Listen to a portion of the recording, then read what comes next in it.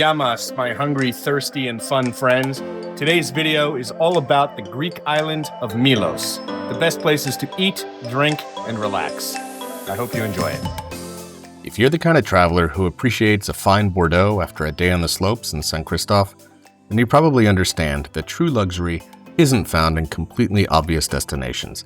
It's about discovering the hidden gems. Unfortunately, for the past couple of years, Condé Nast Traveler has outed Milos as the best Greek island to visit. Fortunately, Milos remains free from over-tourism. It's still personal, charming, and beautiful. But for how long? I spent several days on Milos exploring the local food, wine, and sights. We had our own vehicle, and we based ourselves near Plathiena, which offers excellent restaurants in its small port. There are over 70 stunning beaches on Milos, and most of them are accessible only by sea. But in this video, you'll discover all the highlights you can reach by land, including some truly iconic coastline. I'll cover where to dine, drink, and relax in sophisticated style while still having fun. Plus, I'll reveal 2 crucial mistakes that visitors make when exploring Milos and the Cyclades. Let's go. Let's start with what matters most: where to eat if you appreciate exceptional cuisine and want to experience the best local products. The first stop is Sirocco Volcanic Restaurant.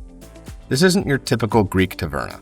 Set directly on Plathiena Beach, Sirocco delivers modern Mediterranean cuisine that would impress in any elite seaside restaurant in Europe.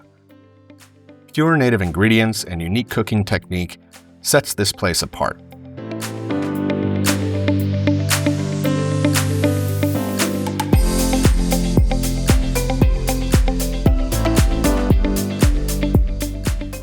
Volcanic island, Milos is full of fault lines, and one runs directly under this beach. Thermal vents deliver steam to the surface at over 110 degrees centigrade. That's 230 degrees Fahrenheit. Sirocco's chefs use these vents to slow cook fresh fish and meat casseroles in the sand. The result is an incredibly tender and flavorful protein that is absolutely worth spending a few hours in conversation over a couple bottles of wine. Expect to spend 80 to 100 euros per person. Thank me later.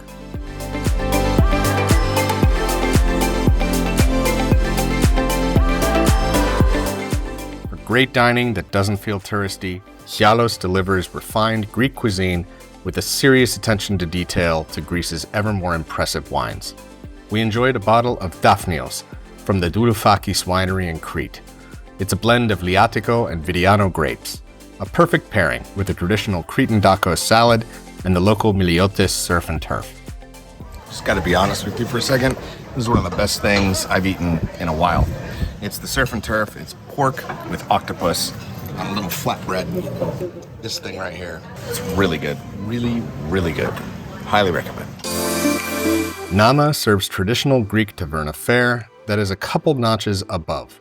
The food is as delicious as it looks, and the plating here is high art.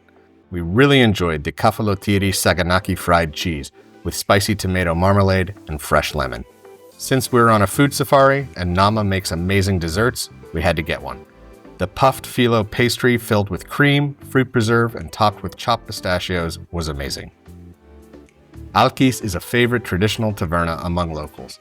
It commands a nice address at the end of the row of restaurants overlooking the small port of Plathiena. The family has been serving seafood and meat for over 200 years. Locals came to watch the football as we tucked into some homemade fried zucchini patties and the grilled cuttlefish. This is unpretentious excellence, which is exactly what you want in a destination like this.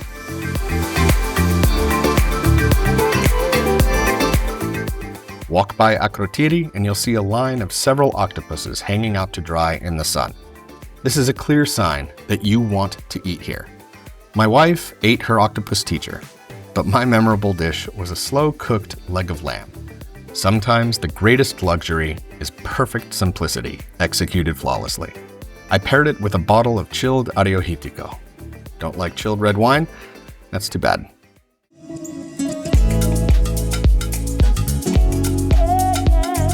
Now let's talk about drinking well on Milos.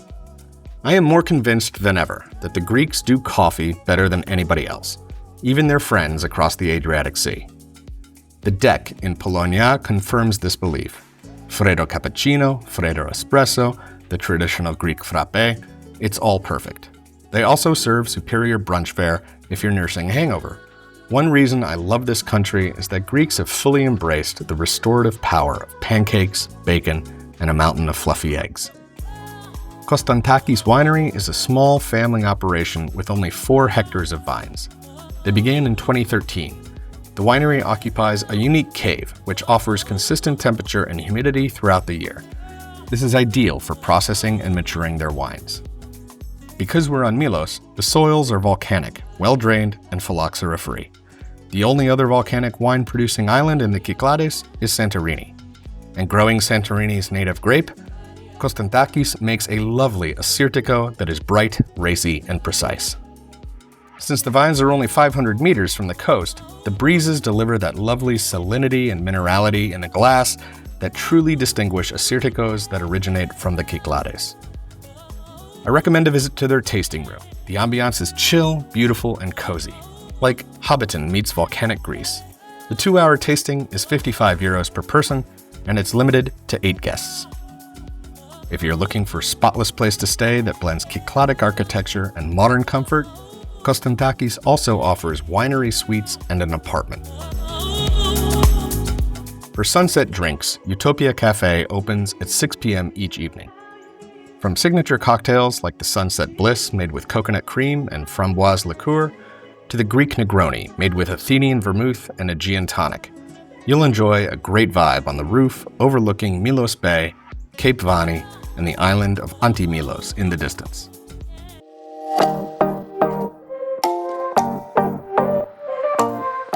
Finally, let's talk about the experiences that make Milos unforgettable for travelers who've seen it all.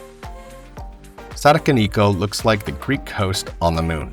No sand here, just polished white volcanic cliffs carved by the wind and the waves. It may be the most photogenic landscape in the entire Mediterranean. A word of caution, if the surf is way up, it's dangerous. But when the winds are calm, you can enjoy several opportunities to plunge from different heights. The water here is so iconically clear and blue. It looks fake, a postcard in every direction. Sarakiniko is a popular highlight on Milos, so it's best to show up early for good parking and a towel placement in the best spot. Firopotamos is a picture-perfect traditional Greek fishing village. The buildings and boat shelters are built into the cliffs. The place is catnip for Instagrammers, with its calm, shallow turquoise waters, whitewashed boathouses with multicolored doors, an ancient archway, and a picturesque Orthodox chapel overlooking the cove. Plathiena Beach is located in a relatively secluded cove on the northwest coast of Milos, only a few minutes' drive from Firopotamos. The sand is fine and soft, with some pebbles on the entry into the water. The shallow bay is electric blue, teal, and turquoise, and many consider this the best spot to watch a sunset on Milos. The taberna offers cold drinks and comfy loungers. Several Mediterranean tamarisk trees also offer natural shading. Because we had our car, we enjoyed the luxury of our own umbrella, chairs, and cooler, filled with bottles of chili moscofilero and monambazia. We made Villa Gallis our home during the entire stay in Milos. A 10-minute walk from the port of Plathiena, it was a welcome, quiet, private, luxurious, and low-key spot to rest and relax. I love the clean, bright, minimalist architecture of the Cyclades. Villa Gallis is an archetype. We also loved the spacious walk-in shower, the very comfortable king-size bed, and pets are accepted. Riesling enjoyed meeting many of the local cats. The highlight was the large pool that overlooks the Kostantakis vineyards and the Strait of Kimolos. Plenty of large lounge beds, tables, nooks to read in and relax and snooze.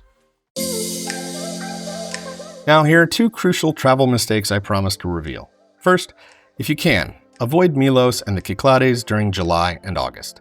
In peak season, you'll compete with more people, and it's hotter than a stolen iPhone in a microwave. The sweet spot is May through June, or September through October.